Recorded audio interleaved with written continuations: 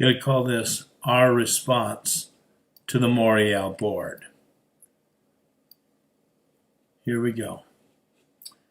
This is a response to Jacob's plea for closure on the Bill Randles issue. I too would like closure, but feel that I should respond to a few items. Jacob, it's only a few weeks ago that you brought your Metatron teaching to Devore, not 20 years ago. You may indeed be trying to communicate that the ideas about a Godhead and a Trinity do not originate with Christians, but within Judaism. I applaud that. I actually get that. You did indeed say that the Kabbalah is an ancient occult book, and I thank God for that too. It is. But then in your teaching, you actually blend in the teachings. You state that Jacob, the patriarch, wrestled with the Metatron. He is the Christophany, the angel of the Lord, Hamalach Adonai, known in Judaism as the Metatron. Another item. I did not need to articulate the reason why you verbally abused, mocked, and ridiculed the Menelaus. Everyone knows that it was in the midst of the debate with Dave Nathan. Jacob, why do we have to drag everyone through the same slough over and over again? I actually stood with you against the errors of Dave Nathan and still maintain that the issues were not properly dealt with. I myself said that the Menelaus gave a softball interview to Dave Nathan in my public letter, but there was no reason to rail so harshly on them. It was embarrassing, and that's why I chose to stick up for them and identify with them as friends. You know, Jacob, I don't hate them. I don't hate Dave Nathan. I don't hate TBC, Kawhi, Trina, the Rogers, or any of the other very abusive railers that have emerged in this fiasco. And I certainly do not hate you either, Jacob. I'm very sad that all of this has happened and still hope for some way we can glorify God in this mess. Now, another item, Craig White is not a pastor, leader, teacher, itinerant evangelist, none of the above. Craig is a simple Christian man who's tried to educate himself on the subject of prophecy and then has taken what he has found and used what he has to try and share his findings. He has some insights, and yes, he has said some strange and heretical things. The fact that I had him at my conference 4 years ago says nothing about whether or not I'm a promoter of heretics or heresy, as you've accused me.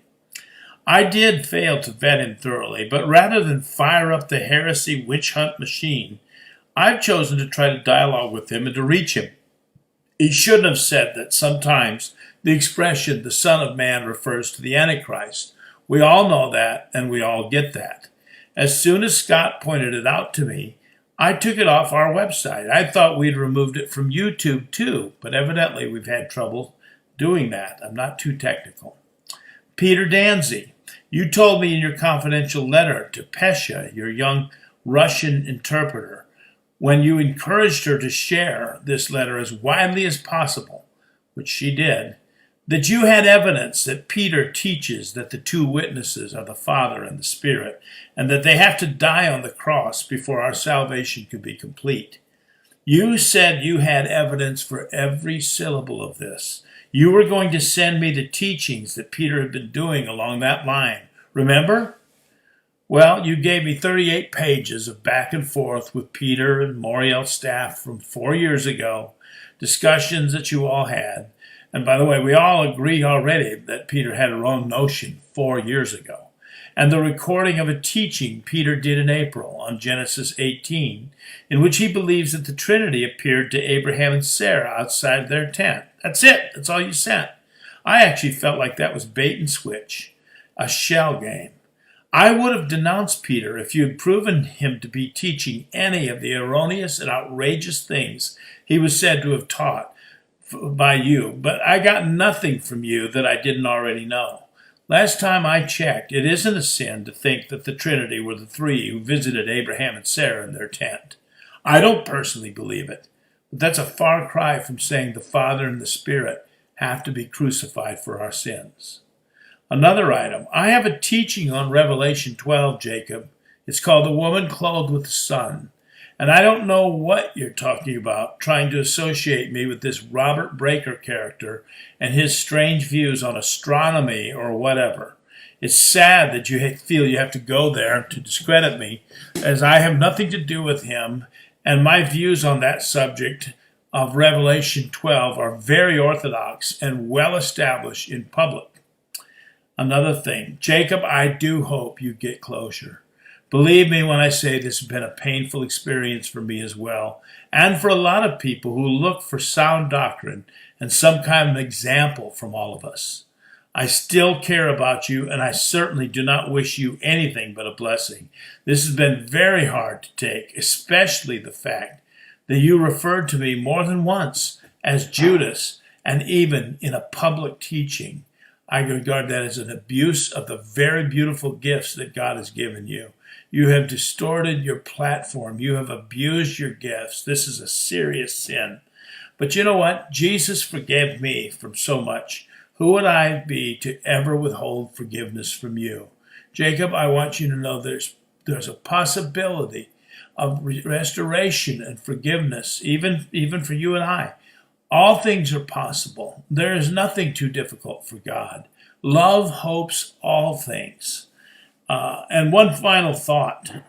I, Jacob, happen to be a very blessed man. I am blessed to remain as pastor of Believers in Grace Fellowship, a pruned and chastened, small but vibrant, loving, spirit-filled church.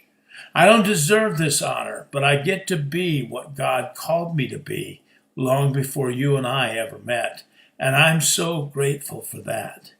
I love the people who left, too. I love the people that left our church.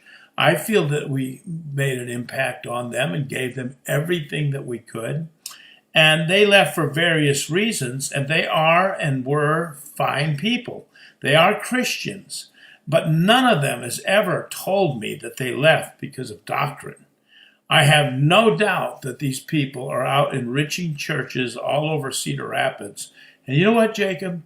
That makes me happy too. And brother, I wish nothing but the joy and happiness that I have on you. Shalom.